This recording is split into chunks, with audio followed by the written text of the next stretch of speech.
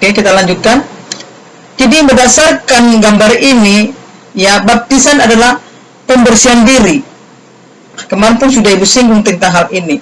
Jadi Yesus sendiri pun dibaptis, ya, oleh Yohanes Pembaptis di Sungai Yordan. Ya,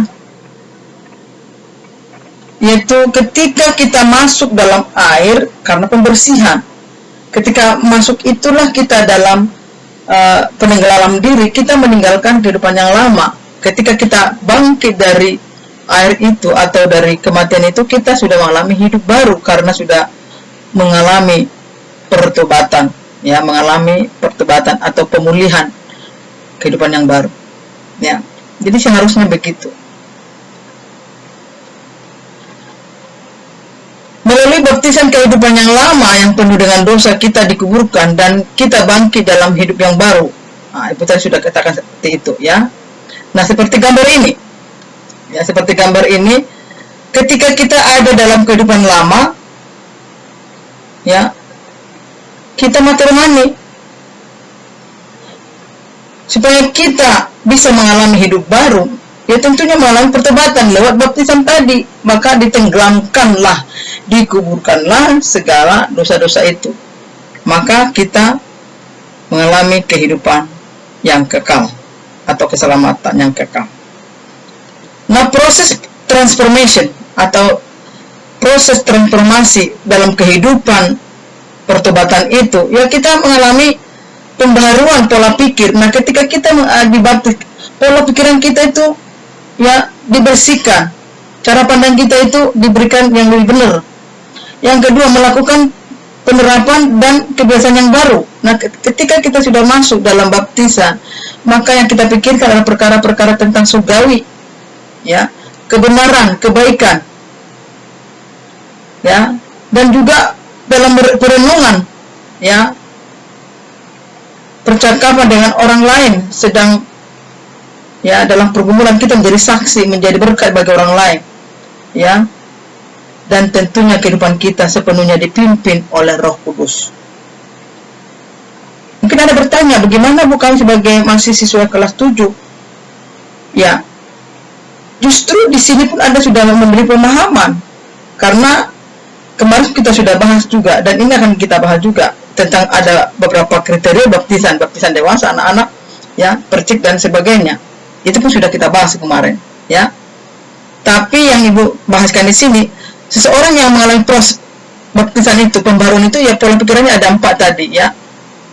Mengalami pembaruan cara pikir, cara pandang, ya, melakukan penerapan yang kebiasaan yang baru, ya. Dulunya contohnya suka bicara carut atau kata-kata kotor, ya, step by step sudah dikurangi, akhirnya lama-lama tidak lagi bicara carut atau bicara kotor, ya. Jadi ada yang baru, ya, Anda malah melakukan pembiasaan yang baru menjadi hal yang baik dalam hidupmu. Nah, itu yang dialami oleh seseorang. Maka ini katakan tadi baptisan Yohanes, ya, yaitu berupa yang dilakukan seperti adat istiadat Yahudi. Tentang baptisan ini, ya, ini berasal dari adat istiadat bangsa Yahudi, di mana mereka ketika mereka pulang dari mana atau pergi pulang dari pasar atau dari pekerjaan, mereka cuci tangan, ya. Dan ini menjadi suatu eskatologi yang menuju kepada kekristenan. Jadi ketika kita, ya, dikatakan menjadi hidup baru, kita harus, ya, membersihkannya, ya, mengalami pertobatan sehingga kita melakukan perkara-perkara yang benar dan baik di hadapan Tuhan, dan tentunya untuk sesama kita. Dan, ya, tentunya ketika Yohanes membaptis Yesus, ya, maka ini dipenuhi dengan Roh Kudus. Anda boleh baca Markus 1:4-8, ya, di mana baptisan Yohanes bermakna kepada satu penekanan,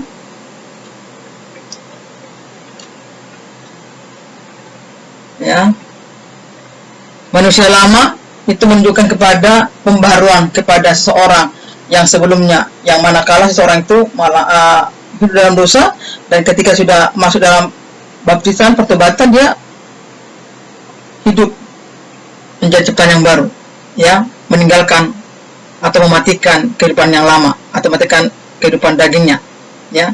Anda boleh baca nanti perbandingannya di Galatia 2 ayat 22. Tubuh, ya, meninggalkan kedagingannya, mematikan rasa kedagingannya. Maka yang memimpin hidupnya adalah Roh Kudus. Yang memimpin hidupnya adalah Roh Kudus. Nah, ayat-ayat ini boleh Anda baca, ya, pahami, karena ini semua ayat-ayat ini yang berkaitan kepada materi kita, baptisan yang menjadi tanda milik Kristus, ya. Jadi ayat-ayat ini tolong dibaca, karena nggak semua ayat ini Ibu jabarkan, nanti bisa panjang ceritanya, ya. Nah, Kisah Para Rasul 19 ayat 4 boleh kita baca, ya. Mari kita sama-sama buka Alkitab kita, Kisah 19 ayat 4.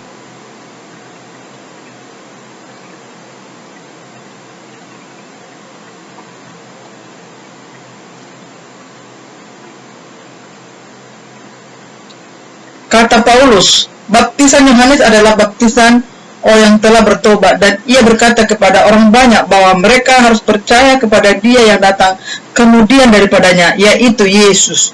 Jadi baptisan yang dilakukan oleh baptisan Yohanes adalah baptisan secara, ya, rohani, namun akan ada dipenuhi dengan baptisan Roh Kudus yang dilakukan oleh Tuhan sendiri, ya.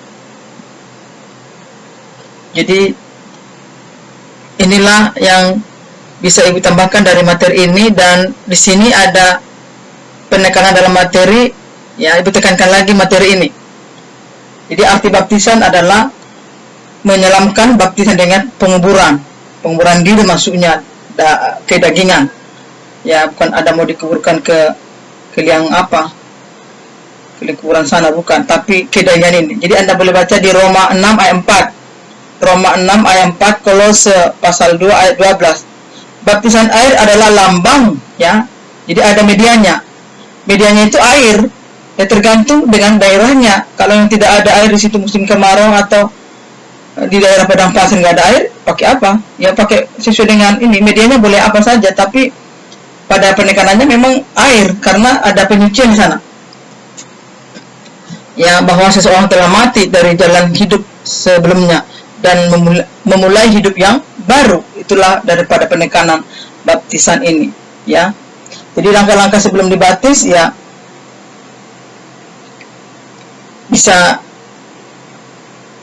mengalami, ya, konseling kepada pendetanya supaya lebih paham apa itu baptisan. Langkah-langkahnya seperti itu, ya. Boleh Anda baca ini semua, 1 Petrus 3 ayat 21.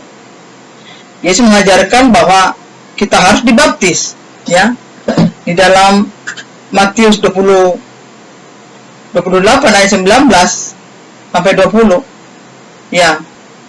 Baptisan itu adalah perintah Tuhan, bukan perintah pendetamu, ya. Bukan doktrin gereja. Baptisan itu adalah yang diperintahkan Tuhan, yang diajarkan Tuhan. Itu menjadi suatu ikatan, menyatukan kepribadian kita kepada Kristus sebagai lambang penyatuan kita kepada Allah. Itu. Jadi bukan karena doktrin gereja, bukan karena perintah gereja, bukan perintah pendetamu, tapi Yesus sendiri mengajarkan supaya kita dibaptis. Apakah baptisan air menghapus dosa?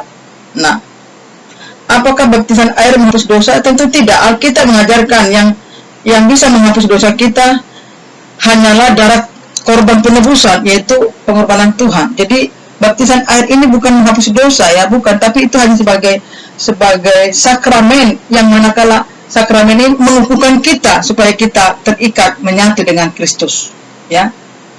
Jadi sekali lagi, baptisan air bukan menghapus dosa, tetapi sebagai sakramen yang menyatukan, ya, kita dengan Kristus supaya kita menyatu dengan Allah kita.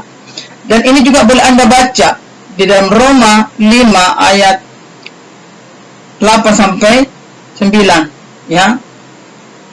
Yohanes 1 ayat 1 ayat 7, ya. Yohanes 1 ayat 1, Yohanes 1 pasal pertama ayat ke-7, ya. Anda boleh baca ayat ini supaya Anda bisa lebih memahami. Jangan diabaikan ayat-ayat ini.